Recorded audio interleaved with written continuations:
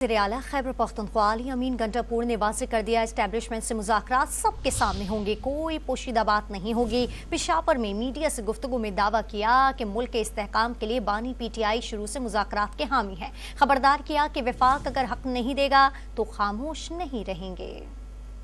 खान साहब ने हमेशा पहले जब वो ये जो उनको नाजायज उनको केसों में जो कैद किए, उससे पहले उन्होंने खुद भी कहा कि मैं तो बातचीत के लिए पाकिस्तान के लिए तैयार हूँ। तो बातचीत जब होगी तो हमने कोई छुप के तो बात करनी नहीं है, ना कोई ज़ाती वफाद लेने हैं।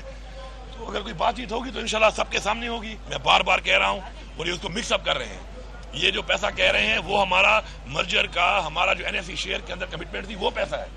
उसको ये कह रहे हैं कि 460 अरब दिया है। अगर आपने 460 अरब वो दिया है तो वो इंफ्रास्ट्रक्चर के लिए था, वो डेवलपमेंट के लिए था। और अगेंस्ट टेरर का 1% है, वो हमें नहीं मिल रहा, 260 अरब रुपया। और हम उनसे पुलिस मजीद मांग रहे हैं, FC मांग रहे हैं, उससे हमने अपने आप उसको बेहतर करना है, इक्विप करना है मुकाबला करने के लिए। ये नहीं दे रहे। मैं तमाम तरह जिम्मेदारी फेडरल गवर्नमेंट पे डालता हूँ। हमारे मसाइल हल किए जाएं।